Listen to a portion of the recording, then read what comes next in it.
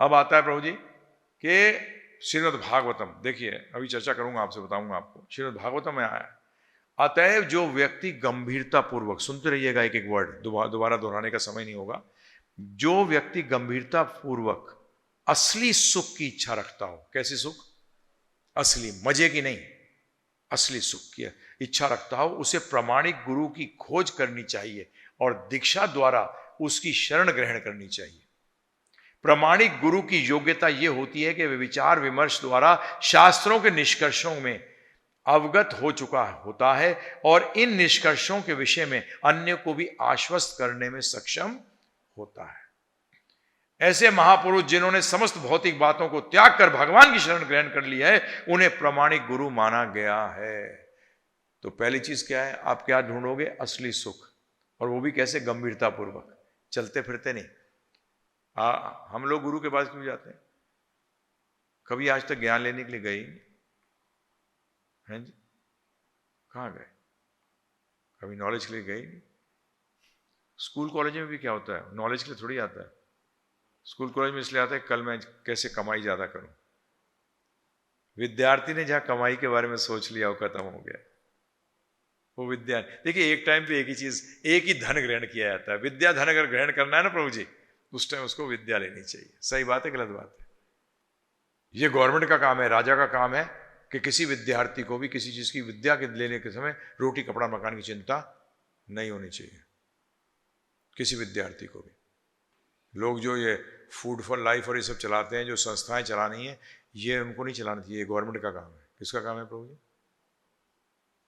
ये गवर्नमेंट का काम है, ये राजा का काम है। किसका काम है प्रभु जी? ये राजा का काम है कि उस बच्चे को किसी चीज की चिंता ना हो और ना तो शिक्षक को चिंता हो, जिससे कि दोनों बड़े आराम से विद्या का आदान प्रदान कर सके। परंतु आज ऐसा नहीं है। तो हम तो यही कहते हैं, खुद कोशिश कर लो, पतली गली से निकल जाओ। मैं तो मजाक में कहता हूं, कोशिश करो, जितने जितने इस चीज को समझ जाए, जो नहीं समझे छोड़ दो, आगे चलते रहो। क्या करो? और कोई तरीका नहीं है। तो ये शास्त्र कह रहे हैं प्रभु। परंतु ज्यादातर लोग मिलते हैं आज की तारीख में, क्या हम अपने आप नहीं समझ सकते? सब हम अपना निष्कर्ष नहीं निकाल सकते? अपने विश्लेषण से अपने निष्कर्ष पे पहुंच जाएंगे। अच्छा, तो तू डॉक्टर भी अपने विश्लेषण से कर ले, बन जा डॉक्टर, हैं जी? अपने निष्कर्ष पे पहुंच जा। उसके लिए कॉलेज क्यों भेजता है? नहीं नहीं, आध्यात्मिक ज्ञान तो अंदर से आता है, इसमें किसी की जरूरत नहीं है। एकदम बोगस स्टेटमेंट। आता अंदर से है, परंतु कैसे आता है? अब ध्यानपूर्वक सुनिएगा एक उदाहरण। जिस वस्तु में अग्नि हो ही नहीं, उसमें आप आग लगा सकते हैं? लकड़ी के अंदर अग्नि है, बाहर से आप अग्नि दिखाते हो तो वो अग्नि निकलकर आती है। समझ में आया आपके? लकड़ी में अग्नि है, परंतु अगर वो गीली है तो वो अग्नि क्या होती है, जितनी ज्यादा लकड़ी गीली होगी उतनी उसको निकलने में क्या लगेगा? समय लगेगा। परंतु अग्नि को लगा के रखना पड़ेगा कि लकड़ी पहले सूखेगी, फिर वो आग अंदर से निकल कर आएगी। इसी तरीके से आत्मा सत्य चित आनंद है। चित का मतलब है चेतन, चेतन का मतलब है सचेत है। वो जानती है जितना उसको जानना है, परंतु वो छुपा हुआ है। क्या है? तो उसको बाहर से ज्ञान देता है। तो मेरे को प्रभुपाद जी का एक बड़ी अच्छी बात लगी अपनी अच्छी गुरु महाराज की। उन्होंने कहा मैं आपको भक्त नहीं बना रहा, मैं आपको सिर्फ याद दिला रहा हूं कि आप भक्त हो। सही बात है, क्योंकि अगर मैंने आपको भक्त बना रहा हूं, उसका मतलब जो आप बनोगे, उसका मतलब उस भक्ति का जन्म हुआ है, उसका अंत भी होगा। जिस चीज का जन्म होता है उसका अंत भी होता है। इसलिए आप भक्त हो, परंतु भूल गए हो, उसको मैं याद दिला रहा हूं। यही गुरु कार्य करता है। मैं आपको भक्त नहीं बना रहा, मैं आपको आध्यात्मिक ज्ञान नहीं दे रहा, मैं आपके अंदर आपको आध्यात्मिक दे रहा हूं ज्ञान, जिससे कि आप सूख जाओ और आपका आध्यात्मिक ज्ञान जो है वो अंदर से प्रज्वलित हो जाए। लकड़ी गीली लकड़ी पानी में पड़ी रहेगी, प्रभु जी बताइए कितने दिन में सूखेगी? बोले कभी सूखेगी नहीं, पहले तो पानी सुखाना पड़ेगा, फिर चांस है उसका सूखने का। और वहां भी अगर वो ऐसी जगह हुई जहां 2 दिन सूखी पर तीसरे दिन फिर बरसात हो गई, चीरा पूंजी, सबसे ज्यादा पानी पड़ता है, बरसात होती है, वहां पड़ेगी तो कभी सूखेगी नहीं। इसी तरीके से प्रभु जी इसी बात को लेकर आता है कि आपको संग करना पड़ेगा। लकड़ी को किसका संग करना पड़ेगा? अग्नि का संग करना पड़ेगा। इसी तरीके से साधु संग करना पड़ेगा। साधु का मतलब जो उस विज्ञान के अंदर कार्यरत है। और संग का मतलब समझिए अब आप, मुझसे कई बार लोग आके कहते हैं हम तो बहुत साधु संग करते हैं, बहुत संग करते हैं साहब। अरे संग का मतलब बताइए, कौन बताएगा आप में से? सत्संग करते हैं हम। तो इसलिए तो मैं संग की बात कर रहा था। सत्संग ये 2 शब्दों से बना है, सत और संग। सत्य का मतलब सत्य का, सत्य। सत्य का मतलब क्या है प्रभु जी? सत्य। सत्य क्या है? जो सनातन है, ये अर्थात सनातन का संग करना। अब संग शब्द का अर्थ क्या है? संग करने से क्या होता है? चलिए ले लेते हैं। एक होता है मिलना और एक होता है संग करना। ये दोनों में फर्क है। संग का मतलब है जिसका साथ आप मिलो, उससे आप प्रभावित होकर आपके जीवन में बदलाव आ गया, उसको संग कहते हैं, बाकी को मिलना कहते हैं। हकीकत में लोग जो सत्संग में जाते हैं वो सत मिलने में जाते हैं, संग नहीं करते। और दूसरी बात है, कई जगह तो असत की बातें होती है। क्या? असत मिलना, संग भी नहीं है और असत भी नहीं है, दोनों चीजें गायब है। ये आपको 5 दिन में पता लग जाएगा। जब कोई व्यक्ति बोलेगा ना कि अब ये क्या बोल रहा है, आप 2 मिनट में कहोगे भाई ठीक है धन्यवाद। और जब कोई सही बोलेगा, बोलोगे हाँ इसका संग करूंगा। आपको आप क्लियर कर दूंगा 5 दिन में आपको इतना, तो मैं भगवान की कृपा से हो जाओगे आप, चिंता ना करो। सत का मतलब सनातन और संग का मतलब, जब भी आप क्या कहते हो, बुरा संग मत करो। बुरे व्यक्ति से मिलना पड़ता है कई बार, परंतु उसका संग मत करो, अर्थात उससे प्रभावित मत हो, उसकी गुणों को अपने में प्रवेश मत करने दो, तो आपने संग नहीं किया। इसी तरीके से भगवान जब आप सत्संग में आते हो, जैसे ये सत्संग चल रहा है, क्या चल रहा है प्रभु जी? यहां सनातन का संग चल रहा है। यहां से वो देखेंगे भगवान अटेंडेंस लगाते हैं। आपका शुभ नाम प्रभु जी? राम अवतार जी। कि राम अवतार जी आए, उदाहरण ले रहा हूं, राम अवतार जी आए, पेंसिल से प्रेजेंट लगाते हैं। 5 दिन बाद देखा ये तो गया, इसने तो कुछ भी नहीं किया, तो वो रबर से मिटा देते हैं कि इसे संग नहीं किया, ये मिलने आया था। क्या ये क्या आया था? अगर संग किया मतलब जीवन में लगाना शुरू किया, तो उसको फिर पेन से कर देते हैं प्रेजेंट, कि संग करके गया। इसीलिए कई बार लोग कहते हैं मैं तो जी हर दूसरे तीसरे दिन सत्संग करते रहता हूं, पर जीवन में कोई बदलाव आया नहीं। उसकी कहीं एंट्री नहीं होती, उसकी एंट्री कहीं भी नहीं होती, ये समझ लीजिएगा। समझ में आया प्रभु जी? इसको कहते हैं सत्संग। सनातन तत्व को जानने के लिए आप मिले, फिर आपके जीवन में बदलाव आया, तो आप संग किया। समझ गए प्रभु जी? जब भी शादियों में मिलनी होती है, संग नहीं होता। समझ गया? तो ये ध्यान रखिएगा। तो मिलने में और संग करने में जमीन आसमान का। तो हम लोग चर्चा कर रहे थे कि क्या कारणवश लोग कहते हैं कि आध्यात्मिक विज्ञान लेने के लिए गुरु की आवश्यकता नहीं है। जैसे कि हमने बताया आपको, लोग सोचते हैं अंदर से आता है, गलत नहीं है, परंतु उसको आने के लिए बाहर से आपको अग्नि प्रज्वलित करनी पड़ेगी। अर्थात वो ज्ञान को जब आप भेजते हैं तो वो ज्ञान अंदर से निकलता है। यही बात को भगवान भी कहते हैं, गीता में भी कहते हैं, ददामी बुद्धि योगम तम, कि मैं ही बुद्धि देता हूं जिससे कि वो इस ज्ञान को समझ सकें। परंतु किसको देते हैं? जो मेरे लिए, जो मेरी भक्ति करता है, अर्थात जो मेरे को सिंसियरली ये कार्य करता है। तो अगला, कई बार लोग सोचते हैं कि भाई मुझे अपने आप मैं डिसाइड कर लूंगा क्या सही है क्या गलत है, और जो गलत है तो छोड़ दूंगा। भाई आपको कैसे पता लगेगा सही क्या है और गलत क्या है? ये तो आपको शास्त्रों से मिलेगा, और शास्त्रों को समझने के लिए आपको गुरु के पास जाना पड़ेगा, और इसका पूर्ण लाभ उठाने के लिए आपको साधु संग करना पड़ेगा। मैंने बता दिया, साधु का मतलब जिसने अपने जीवन को साध रखा है, जो कि साधा क्यों है कि उसको आनंद की प्राप्ति हो, जो वो सब चाहते हैं, जो हम लोग सब चाहते हैं।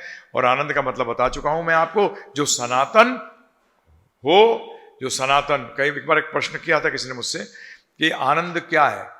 मैंने कहा आनंद वो है जो कि एक भावना, एक आपको अनुभव होगा, उसको मैं थ्योरी में नहीं बता सकता, परंतु संतोष के बाद जब शांति आती है और उससे जो पैदा होता है उसको क्या कहते हैं, आनंद कहते हैं। और वो कम नहीं होता, वो बढ़ता रहता है। बस सिंपल डेफिनेशन।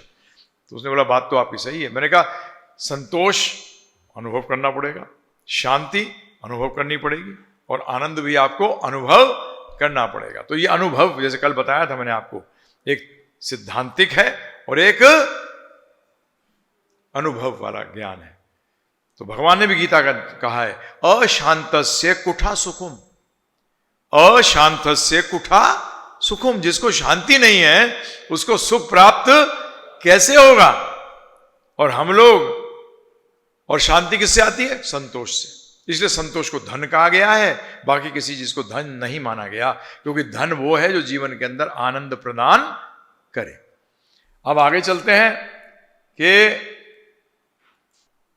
हम लोग संकोच भी करते हैं कि हम आध्यात्मिक अधिकारी के पास क्यों जाएं। हमें संकोच रहता है किसके बारे में, श्रद्धा लगाने के बारे में। परंतु मैंने कल भी इस पर थोड़ी सी चर्चा करी थी, आज मैं और चर्चा करता हूं।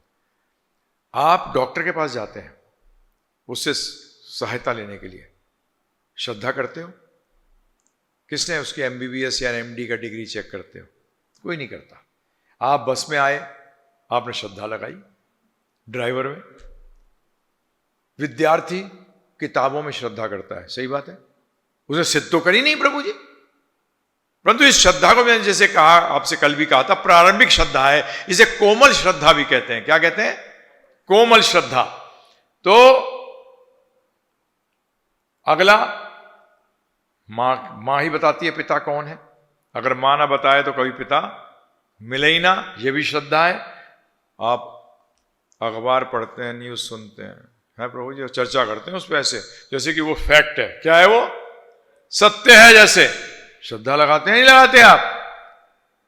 तो इसी तरीके से हमने अब जीवन में बहुत चीजों पे, जैसे आप यूनिवर्सिटी ले लीजिए, कॉलेज ले लीजिए, स्कूल ले लीजिए, आप वहां पढ़ाई के लिए भेजते हैं तो आप मानते हैं कि ये प्रमाणिक है। क्या है ये?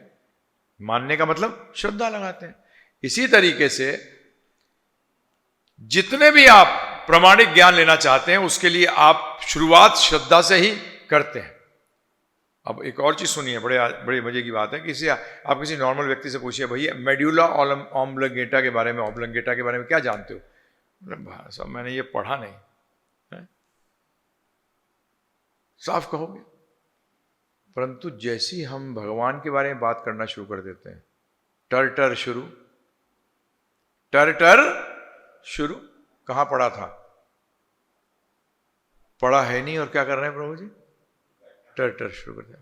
मेड्यूला ऑब्लंगेटा तो मेडिकल टर्मिनोलॉजी है, पढ़ा नहीं, उसे साफ कह दिया मैंने पढ़ा नहीं। परंतु जब भगवान की चर्चा आती है, आध्यात्मिक की चर्चा आती है, उसमें टर करना शुरू कर देते हैं। आपने कहां पढ़ा है जी? आपने किससे सीखा?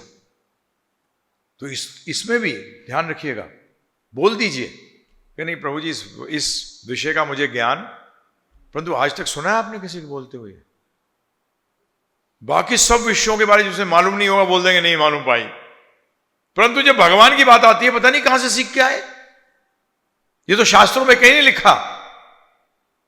अगर ये होता कि स्वयं आता तो प्रभु जी शास्त्रों की जरूरत थी? तो फिर शास्त्र क्यों है? ये बड़ा सिंपल एक वो है। भगवत गीता क्यों बोली भगवान ने?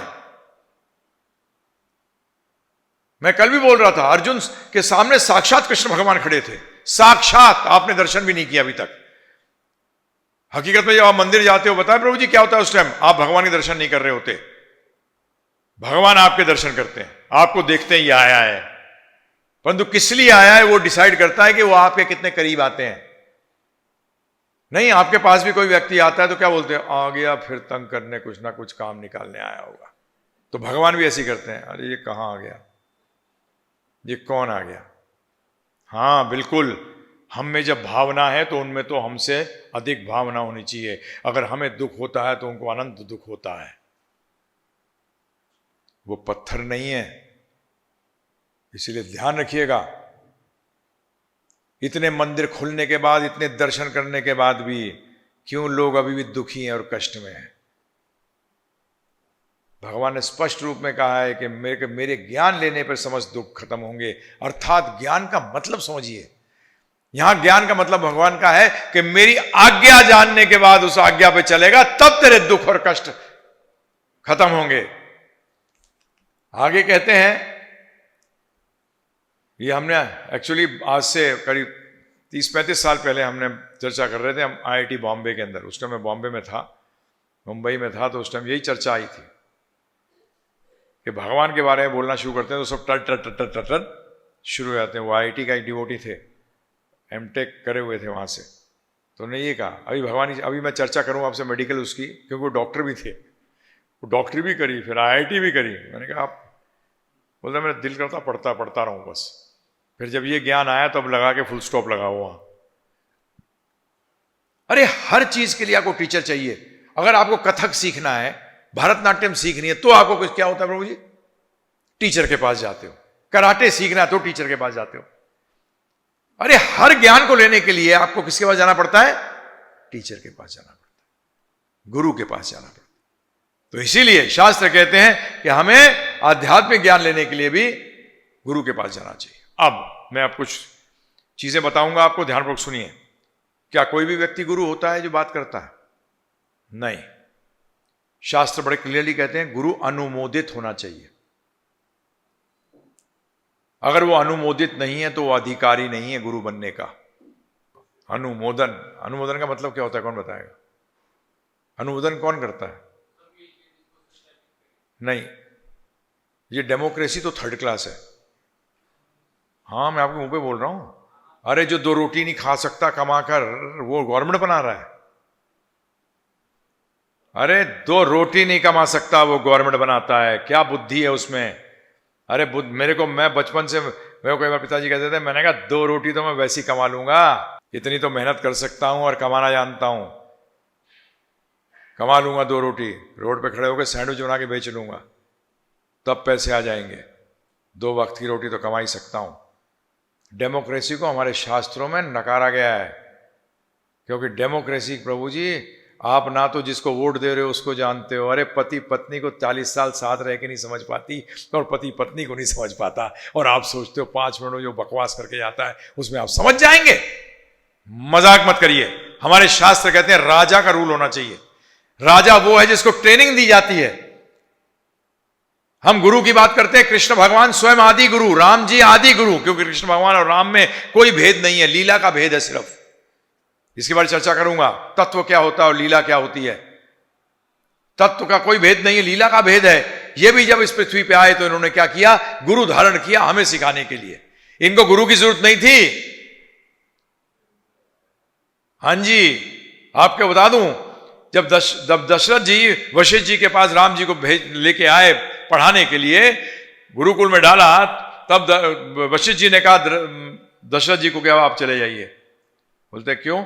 बोलते हैं आप जाइए तभी मैं पढ़ाऊंगा। बोले नहीं मेरे सामने कुछ, बोले नहीं आपको जाना पड़ेगा। जब वो चले गए तो वशिष्ठ जी ने हाथ जोड़ के राम जी को आंगन में बीच में बुलाया और उनकी परिक्रमा करी। क्या करी? आप मुझसे ये खेल खिलाना चाहते हो, आप शिष्य बनना चाहते हो, तो मुझे अकल दो कि मैं आपको कुछ सिखा सकूं, परंतु आप तो सीखे सिखाए हो, आपको मैं क्या सिखाऊंगा। दशरथ जी को इसलिए भेजा क्योंकि दशरथ जी बोलेंगे ये क्या कर रहा है गुरु जो सीखने आया है उसका परिक्रमा कर रहा है।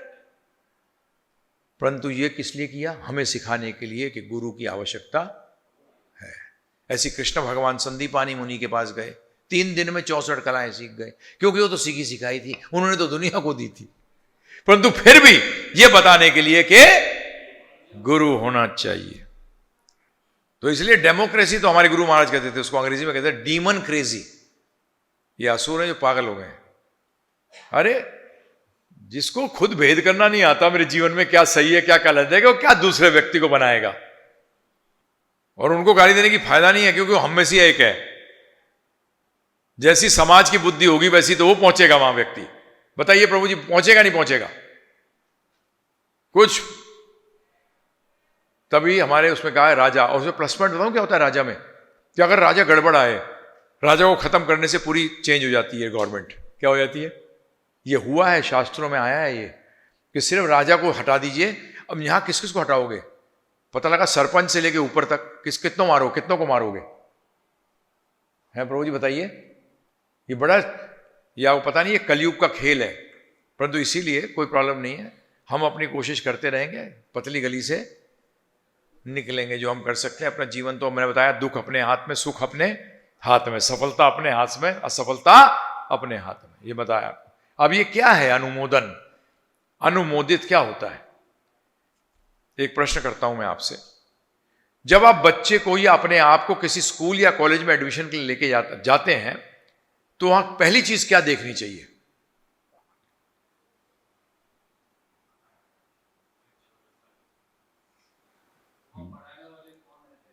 ठीक है, वेरी गुड।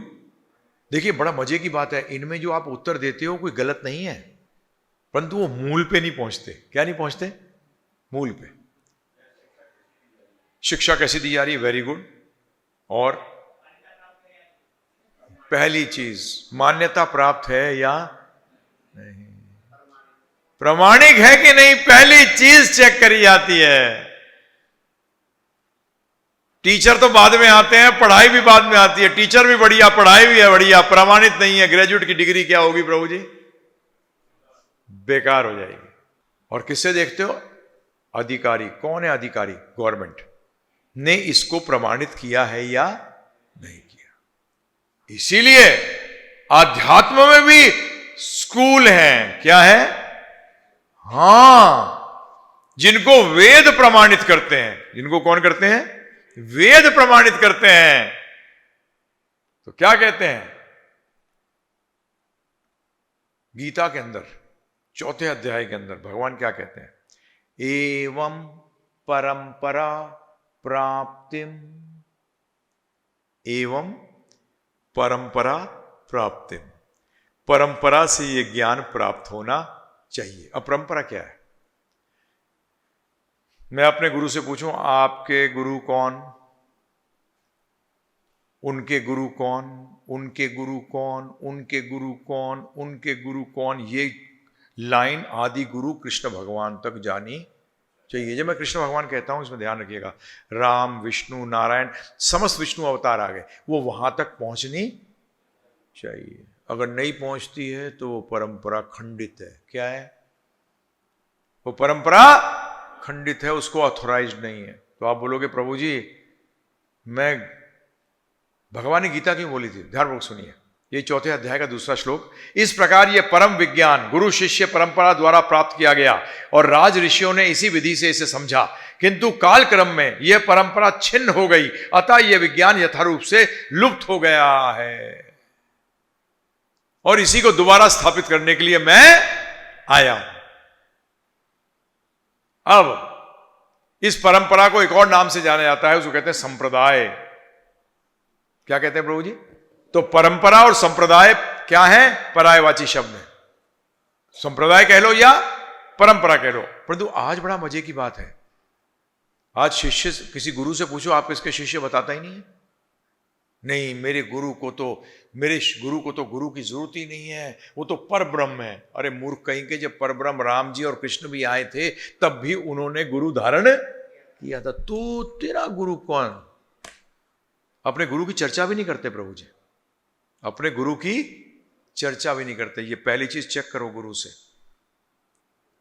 और पद्म पुराण कहता है, अगर ऐसा गलती से आपने ऐसे स्कूल में एडमिशन ले लिया हो तो छोड़ दो उसको। बताइए, अगर आपने एक कॉलेज में एडमिशन ले ली जो कि मान्यता प्राप्त नहीं है, 1 साल के बाद आपको पता लगा कि मान्यता प्राप्त नहीं है, तो क्या करना चाहिए? नहीं, आपके हिसाब से तो चलते रहना चाहिए। है ये पद्म पुराण का है, पद्म पुराण में स्पष्ट रूप में आया है। जब वो मान्यता प्राप्त नहीं है, छोड़ो। ये मैं नहीं बोल रहा। जब हम वेद बोलते हैं तो वेदों के अंदर 4 वेद, जिनमें उपनिषद भी आ गए, पुराण का अर्थ क्या है? पुराण। जो पूर्ण करे वेदों को उसको पुराण कहते हैं। जो वेदों को पूर्ण करता है उसको पुराण कहते हैं। और फिर पुराण के साथ पुराण को स्मृति कहा गया है, वेदों को श्रुति कहा गया है, पुराणों को स्मृति। वेद में कानून है और पुराण में यह है कि जो कानून पालन करता है उसको क्या मिलता है और जो कानून पालन नहीं करता उसको क्या होता है, ये पुराण बताते हैं। जब इसको अगर मैं लीगल लैंग्वेज में बात करूं, उसको कहा गया है लॉ बुक्स और पुराणों को कहा गया है लॉ जर्नल।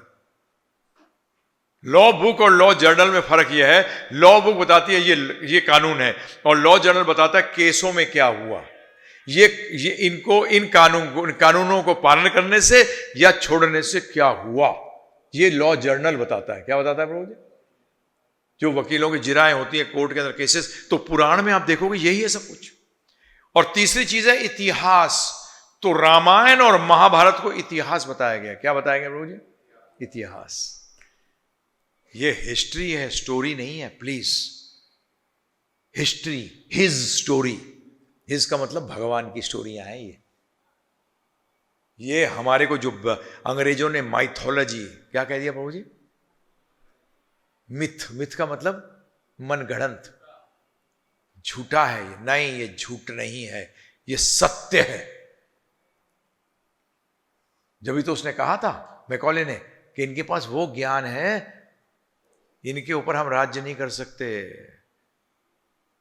क्योंकि लोभ नाम की चीज नहीं है इनके अंदर।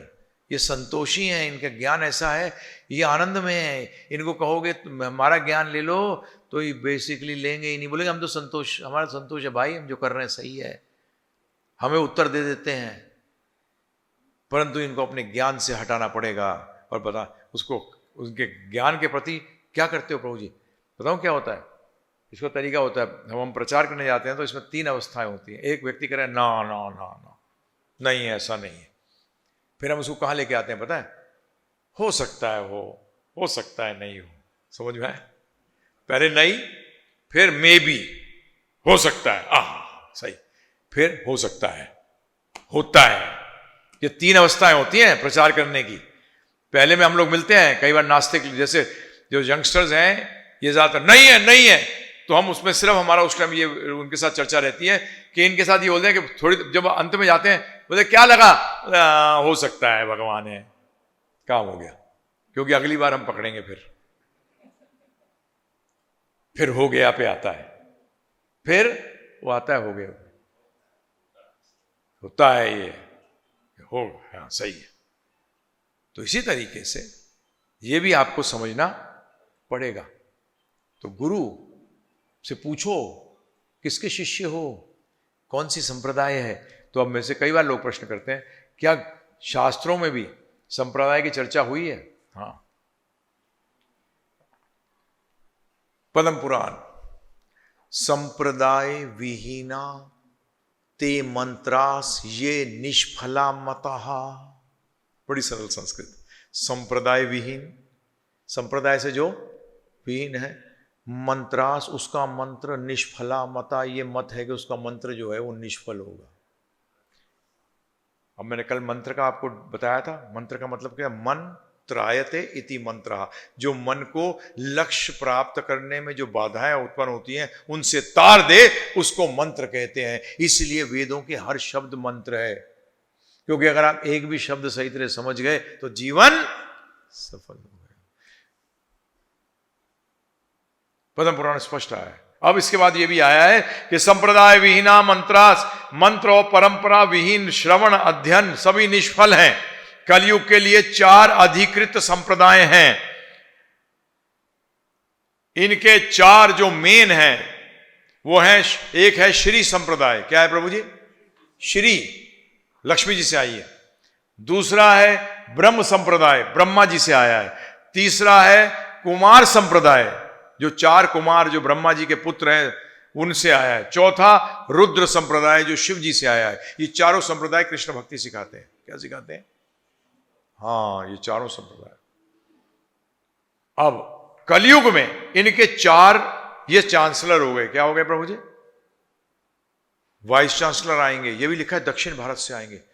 आज बताओ ये पद्म पुराण कब की है, और उसमें लिखा है कि कलयुग में भारतवर्ष के अंदर ये 4 संप्रदाय के 4 गुरु आएंगे जो कि दक्षिण भारत से होंगे। तो श्री संप्रदाय के आएंगे, उनका नाम होगा रामानुजाचार्य। नाम सुना है? रामानुजाचार्य, ठीक है। इन्हीं से फिर रामानंदी भी आए। क्या है? रामानंदी संप्रदाय भी रामानुजाचार्य संप्रदाय का एक भाग है। फिर दूसरा है ब्रह्म संप्रदाय। इनके हेड कौन? अब ये जो अपने रामानुजाचार्य जी हैं, ये श्री अंश माने गए हैं। क्या माने गए हैं? ये श्री अंश है। फिर आए ब्रह्मा से आए माधवाचार्य, ब्रह्मा जी से आए माधवाचार्य। माधवाचार्य जी हनुमान जी और भीम के जॉइंट अवतार हैं। क्या है? हाँ, माधवाचार्य जी इतने शक्तिशाली थे कि कुछ कहने की हद नहीं। वो आए। विष्णु स्वामी के जो हैं वो आए कुमार संप्रदाय से आए आपके निम्बार्काचार्य।